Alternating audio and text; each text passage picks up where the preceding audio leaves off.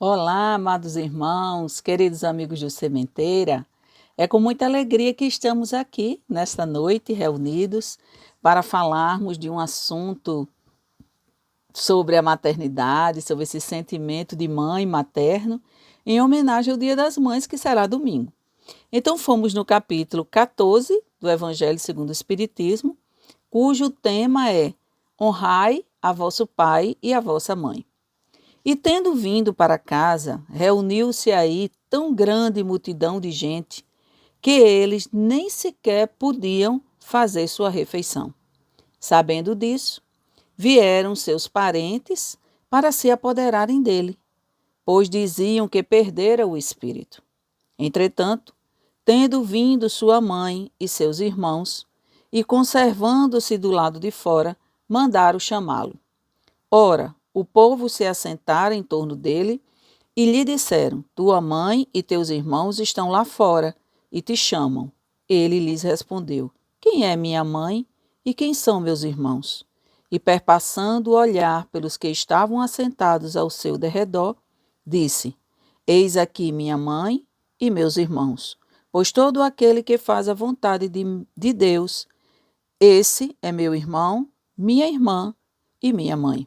São Marcos, capítulo 3, versículo 20 e 21 e 31 a 35. São Mateus, capítulo 12, versículos de 46 a 50. Estava então Jesus sendo contraditório entre o falar e o fazer? Claro que não. Teria ele renegado realmente sua mãe, desconsiderado, desrespeitado? Claro que não também. Então, quem era Maria, esse espírito? Segundo Miramês, no livro Maria de Nazaré, e aí já fica uma dica aí para a leitura, ele diz que esse espírito é um espírito de grande envergadura. O espírito que se fez Maria, Sofia, aqui na Terra, ela veio para preparar todo esse território, limpar, higienizar toda a psicosfera, preparando esse espaço para que Jesus pudesse penetrar e pudesse chegar, se aproximar da terra e chegar, né? Era um momento delicado, mas que Maria ela veio fazer todo esse processo de organização. E Maria foi um espírito escolhido pelo próprio Jesus. O próprio Jesus a escolheu pelo seu perfil. Ele entendeu que ela comportava tudo o que ele iria necessitar aqui na terra para ser aquele espírito ser sua mãe.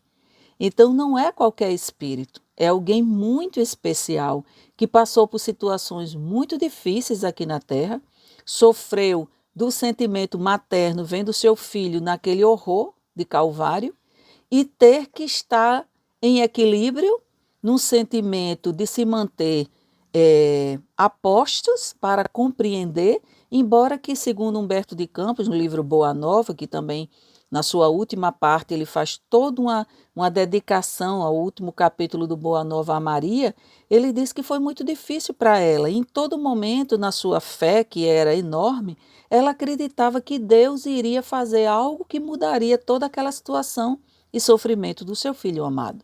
Só que Jesus, um espírito muito acima dela, tinha propósitos crísticos aqui para a Terra, que ela, no momento em que aqui estava como sua mãe, ela não tinha essa clareza que ele possuía por ser um espírito puro.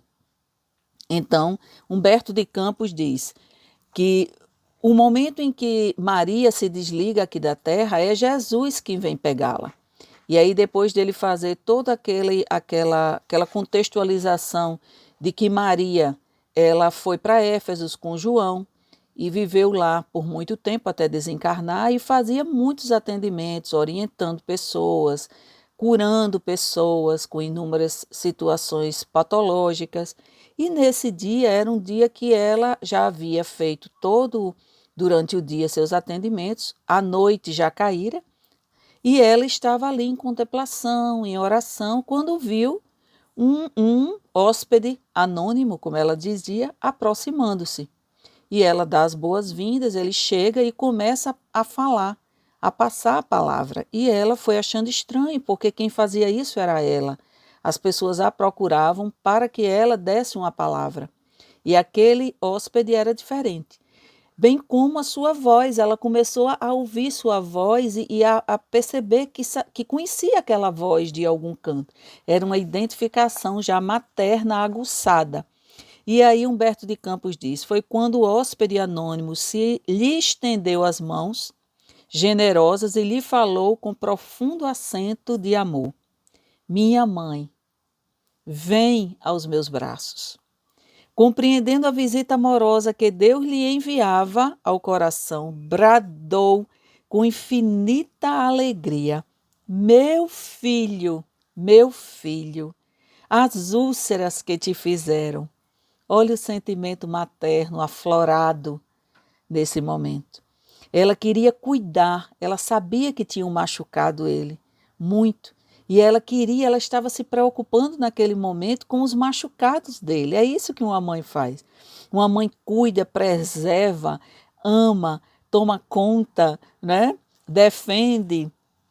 E aí ela abraça Jesus e faz todo aquele tateamento, aquele rastreamento, percebendo que aqueles lugares onde eles haviam machucado ainda tinha as cicatrizes. E aí ela examina tudo, né, e deseja, abraça-o e deseja, ajoelha-se e deseja beijar os seus pés. E ele, naquele sentimento pleno de amor, e ele a levanta e diz: minha mãe, sou eu, venho buscar-te, pois meu pai quer que sejas no meu reino a rainha dos anjos. E aí ela desmaia em seus braços, né? E depois ela é levada por uma caravana que Jesus envia para que ela volte, né, para o reino de Deus para continuar trabalhando. E aí agora a gente vai fazer agora um link com o livro Entre a Terra e o Céu, psicografado por Chico Xavier, pelo espírito André Luiz, onde a gente encontra um caso muito interessante sobre esse valioso sentimento, esse sentimento maternal que transcende além da vida. A gente que é mãe sabe disso. Então, nos capítulos 22, Irmã Clara, e 23, Apelo Maternal, nós vamos acompanhar um caso de intervenção familiar por processos obsessivos da ex-esposa de Amaro, Odila, já desencarnada, que atormentava Zulmira, a atual companheira de Amaro. Amaro e Odila tinham tido 2 filhos, Evelina e Júlio. Júlio, ainda criança, havia desencarnado e Odila culpava Zulmira. Evelina, também criança, estava vivendo com Amaro e Zulmira. Zulmira muito doente por conta do processo obsessivo desenvolvido por Odila, mãe de Evelina, e Amaro muito triste, também muito depressivo, porque vendo a companheira que ele havia escolhido para ajudá-lo a cuidar de Evelina, prostrada numa cama adoecida, sem ter coragem para fazer nada, nem de sair do quarto. E a criança, muito angustiada, eleva o pensamento ao alto e emite essa prece de socorro. Como ela é um espírito vinculado ao nosso lar, ao plano do nosso lar, Clarencio resolve pegar essa súplica e vir juntamente com André Luiz e Hilário para reunidos eles trabalharem em prol da dissolução desse processo obsessivo das nossas irmãs Odila e Zulmira, libertando elas dessa teia, né, obsessiva. Então André Luiz, ele não entende porque em certo momento, nesse capítulo 22, Clarencio diz que ele precisa buscar auxílio. E aí ele fica, André Luiz, né, questiona por que motivo rogaria ele o concurso de outrem quando o vi dirigir casos extremamente delicados com tanto êxito. Ele não entendia por que Clarencio estava naquele momento dizendo que ali ele parava, porque tinha que fazer uma abordagem mais direta com Zulmira e Odila, principalmente Odila, e ele, Clarencio, queria ajuda naquele momento. né? E aí ele diz, né? Clarencio responde para ele, porque não conseguiria doutrinar, aliás, ainda André Luiz questionando, né? Ele faz o primeiro questionamento e em seguida ele faz outro, né?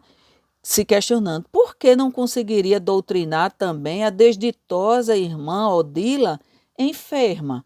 É André Luiz se perguntando. E aí Clarencio, com muita humildade, responde: iludiste. Nem sempre doutrinar será transformar. Olha só, doutrinar nem sempre será transformar, né? E aí a gente vai entendendo por que que ele diz isso. E aí ele continua dizendo, Clarencio, não disponho de sentimento sublimado, suscetível de garantir a renovação da alma. Então, a renovação da alma precisa de algo muito mais.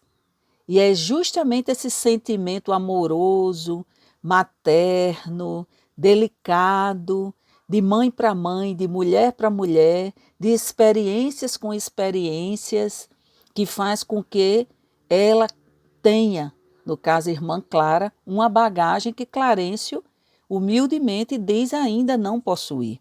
E aí ele continua dizendo: estou habilitado, André, a falar a inteligência, mas não me sinto à altura de redimir corações. Redimir corações, meus irmãos, é algo muito mais, que vai muito além da inteligência, é o sentimento. É aquela emoção que não precisa das palavras, só precisa do sentir. E aí a gente agora vai trazer alguns momentos do encontro, né, desse encontro de Clarencio com essa irmã Clara, que André Luiz ficou muito curioso de saber quem era esse espírito tão especial que Clarencio falava, né, com essa força, essa característica tão peculiar dessa irmã. E aí a gente vai vendo, né, no livro, que quem é a irmã Clara, esse encontro da irmã Clara com o Clarencio. Alguém na Terra precisa ouvi-la a fim de modificar-se. Ela pergunta com carinho, alguém na Terra precisa ouvi-la a fim de modificar-se, diz Clarencio à irmã Clara, no encontro deles dois.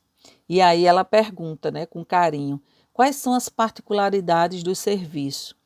Aí Clarencio, né, deixou a par a nossa irmã de todo o drama da amargura que sofria Odila.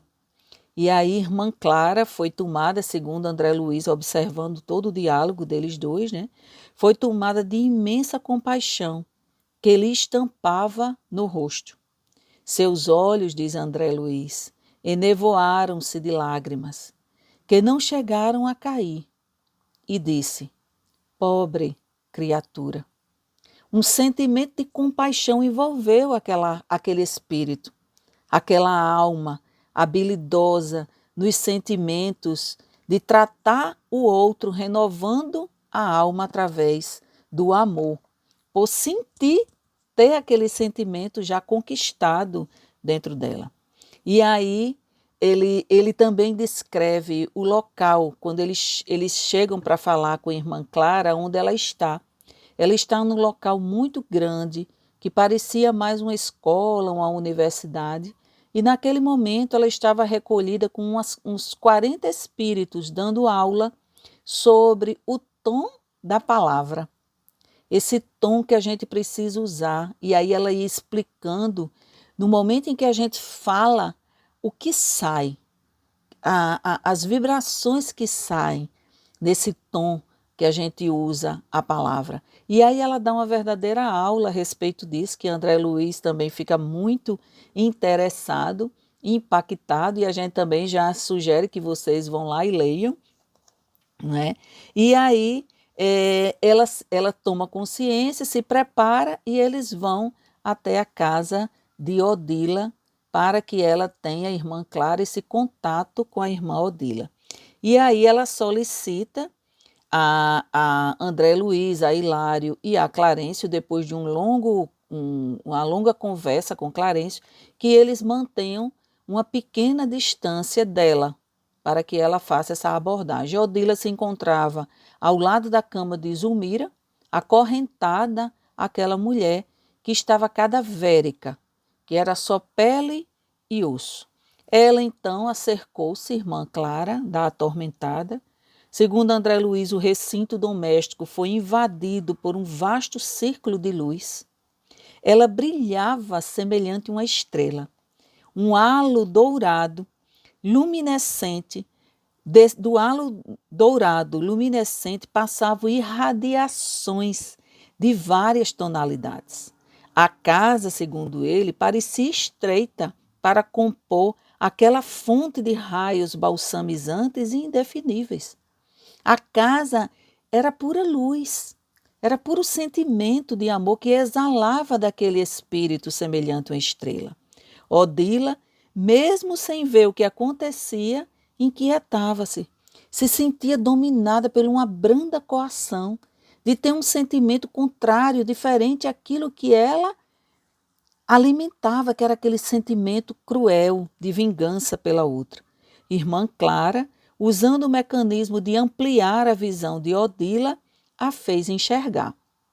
Esse foi um momento também muito interessante que André Luiz relata nesse capítulo, que ela faz um movimento aqui na nossa irmã e faz com que ela amplie aquela visão e ela possa enxergá-la ali.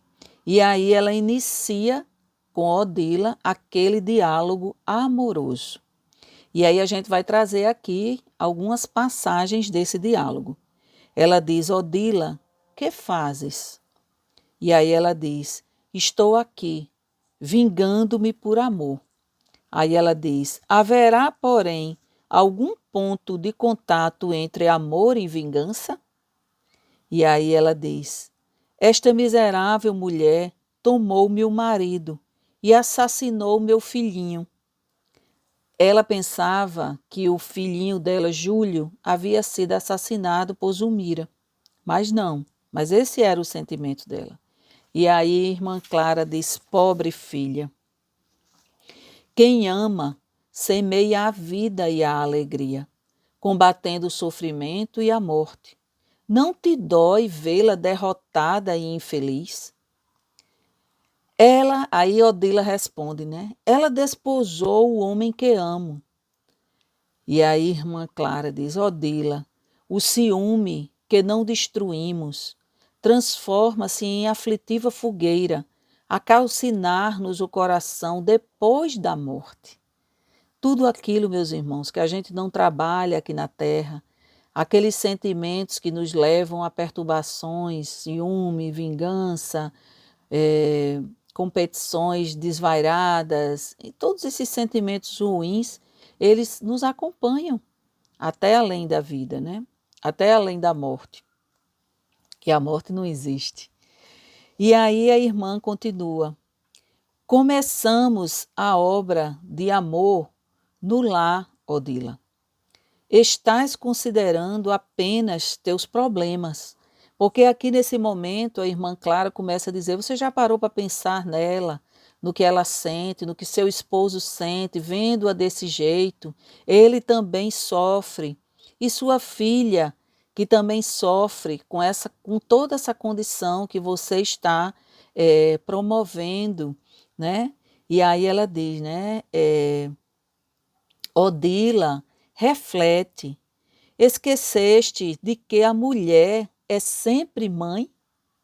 Ou seja, você não deixou de ser a mãe da sua filha, do seu filho, porque você está aqui e eles estão em outros locais. Não, nunca. Esse amor, esse sentimento a gente carrega para onde a gente for.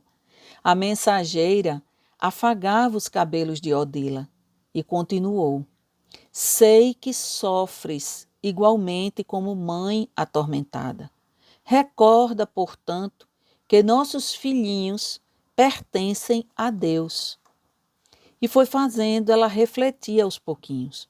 Por que não te dispões a clarear o próprio caminho, a fim de reencontrares o teu anjo e embalá-lo de novo em teus braços, ao invés de te consagrares à vingança que te cega aos olhos e enregela o coração? Ali, irmã Clara estava entrando num contato mais profundo, que ela falava dessa dor que ela também sentia de ter perdido o filhinho querido. E ela não se conformava, e ela culpava a Zulmira por esse desastre que havia acontecido com seu filhinho e ia ficando cada vez mais doente. Então, no fundo, o que ela queria também era reencontrar esse filhinho, era reativar esse amor, era voltar para aquela vida que pertencia a ela. Ela pensava dessa forma, egoisticamente, mas ela pensava daquela forma. E a irmã Clara, ela não estava ali para julgar, para dizer a ela que ela estava totalmente errada. Não, ela estava ali se colocando no mesmo patamar da dor que Odila estava sentindo. E aí ela vai conseguindo entrar dentro dessa conexão para poder fazer com que ela entendesse, ouvisse, sentisse e refletisse. E Odila grita, né? Meu filho, meu filho. Ou seja, aquele momento ela conseguiu realmente conectar-se. E aí, depois desse momento, ela consegue ser levada, a irmã Clara consegue levá-la, retirá-la da casa, e Clarencio, André Luiz e Hilário continuam o tratamento com Zulmira, fazendo com que ela se pudesse melhorar, se renovar. O Amaro, também em desdobramento do sono, depois que Odila já estava mais equilibrada, eles dois têm um encontro desdobrado no plano espiritual e eles conversam muito. A partir desse momento, ela, Odila, se dispõe junto a Amaro a auxiliar Zulmira cada vez mais para que ela fique bem. E ela consegue, Odila consegue fazer essa harmonia, criando essa harmonia entre Amaro, Zulmira e a filha, que estavam ali naquela convivência muito adoecida. E quando ela consegue isso, que ela se sente muito bem, ela procura a irmã Clara e aí pergunta à irmã Clara o que é que a irmã Clara achou de toda aquela conquista. E a irmã Clara diz: você foi vitoriosa e por isso você merece, neste momento, ter um encontro com o seu filhinho Júlio. E aí a leva para o local onde ele estava sendo preparado, porque ele tinha muitos débitos, e a gente não vai entrar aqui nesse contexto pelo tempo, mas cabe vocês procurarem a literatura, é muito interessante. E aí ela tem esse reencontro com esse filho, é um momento também muito emocionante, e ela começa a acompanhar o desenvolvimento, a melhoria desse filho amado, desse filho querido no plano espiritual, fazendo cursos de capacitações no plano espiritual e aí preparando ele para um retorno, para uma reencarnação. E aí a gente finaliza essa literatura e a gente agora vem para a questão 890 do Livro dos Espíritos, onde Kardec pergunta à espiritualidade: o amor materno é uma virtude ou um sentimento instintivo, comum aos homens e aos animais? E a espiritualidade responde: é uma coisa e outra. A natureza deu à mãe o amor pelos filhos, no interesse da conservação deles. No homem, persiste pela vida inteira e comportam o devotamento e uma abnegação, que são virtudes, devotamento e abnegação. E sobrevive, afirmam os espíritos, mesmo à morte, após a morte, e sobrevive mesmo à morte, e acompanha o filho além do túmulo. Amados irmãos, aqui a gente encerra e entende, nós enquanto mães entendemos que sentimento forte é esse de maternidade que nos envolve, que nos impulsiona a ter sempre forças para auxiliar nossos filhos, acompanhar nossos filhos nesse processo deles de encaminhamento, de crescimento e desenvolvimento aqui na Terra. Então, nós nos despedimos, agradecemos a todos vocês, irmãos amigos do Sementeira, pela oportunidade de estarmos aqui nesta noite, e a gente conclui, né, abençoando, deixando aqui a nossa bênção a todas as mães pelo seu dia, e também aqueles que cultivam, que não são mães, mas que cultivam aquele sentimento dentro de si em prol de auxiliar e redimir o outro com amor. Que Deus nos abençoe.